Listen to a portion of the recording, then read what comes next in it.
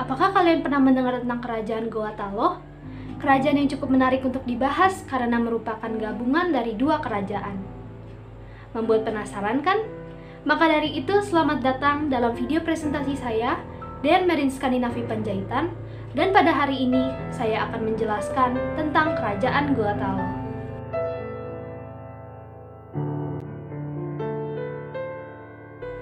Untuk membuka pembahasan kita, mari ikut saya melihat peta berikut.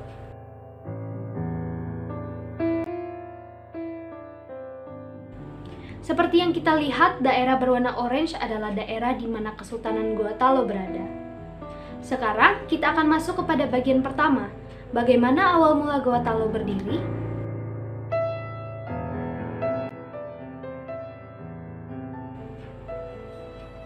Kerajaan Goa Talo adalah kerajaan di Indonesia yang bercorak agama Islam terbesar di wilayah Sulawesi Selatan. Kerajaan ini berdiri pada sekitar abad ke-16. Kerajaan Goa Talo juga dikenal sebagai Kerajaan Makassar.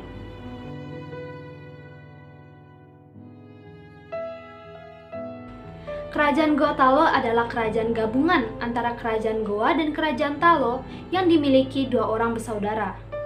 Dua kerajaan ini bersatu saat pemerintahan Raja Daeng Matanre.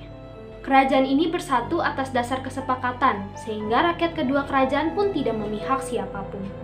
Meski begitu, mereka memiliki dua raja yang sama-sama berkuasa di wilayah masing-masing.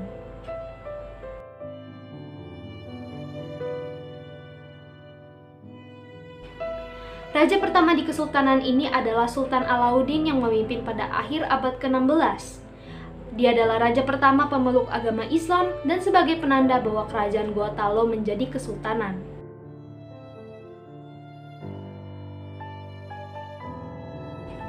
Agama Islam di Goa semakin pesat, dan pada tahun kedua kesultanan, semua rakyat kerajaan akhirnya beragama Islam.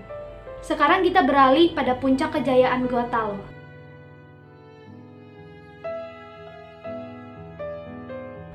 Siapa yang tidak mengenal Sultan Hasanuddin? Beliau adalah salah satu pahlawan Indonesia juga, dan memiliki nama panggilan yaitu Ayam Jantan dari Timur.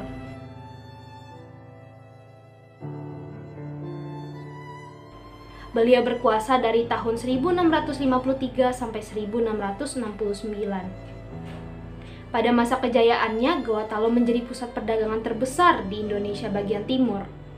Ada banyak saudagar muslim dari berbagai wilayah di Indonesia untuk berdagang.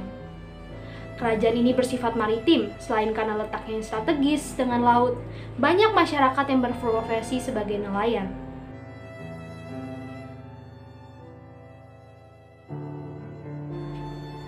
Masuk pada bagian sosial dan budaya di Kesultanan Goa Talo, pekerjaan masyarakat umumnya adalah nelayan, mengingat kesultanan ini bersifat maritim. Walaupun masyarakat Makassar mempunyai kebebasan berusaha dalam mencapai kesejahteraan hidupnya, tetapi kehidupan mereka sangat terikat dengan norma adat yang dianggap sakral. Norma kehidupan masyarakat Makassar diatur berdasarkan adat dan agama Islam yang disebut Pangadakang. Dan masyarakat Makassar sangat percaya terhadap norma-norma tersebut.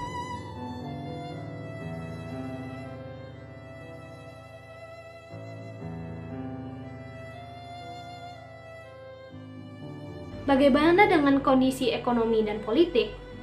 Ekonomi Kesultanan Goa Talo berkembang di bidang maritim dan menjadi pusat perdagangan di wilayah Indonesia. Faktor-faktornya adalah letaknya strategis, pelabuhan yang baik, dan jatuhnya Malaka ke tangan Portugis pada 1511 sehingga banyak pedagang pindah ke Indonesia Timur.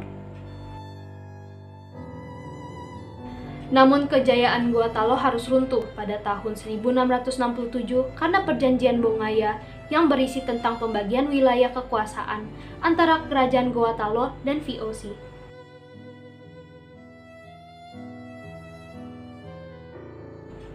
Perjanjian damai ini ditandatangani Sultan Hasanuddin pada 18 November 1667, dan saat itu Sultan Hasanuddin selaku raja dari kerajaan Goa Talo telah mengakui kekalahannya usai perang besar-besaran melawan Kompeni. Hal ini disebabkan karena pihak Belanda yang ketika itu dikenal dengan nama VOC ternyata tertarik untuk merebut kekuasaan kerajaan Islam ini di tanah timur. Seperti yang dicatat Mariana, Belanda akhirnya berseteru dengan Sultan Hasanuddin beserta pasukannya. Perseteruan ini menimbulkan peperangan-peperangan di sekitar Sulawesi Selatan, dan sedangkan masa berakhirnya pertempuran disimbolkan pada 1667, tepat ketika diadakannya sebuah perjanjian Bongaya.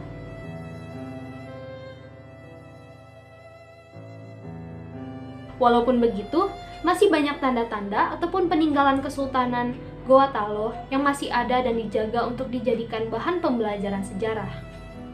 Walaupun sudah masa lalu, kiranya perjuangan Sultan Hasanuddin dan hal-hal baik lainnya bisa kita contoh dan terapkan dalam kehidupan sehari-hari. Sekian presentasi dari saya, Dean Merin Skandinavi Panjaitan, mengucapkan terima kasih.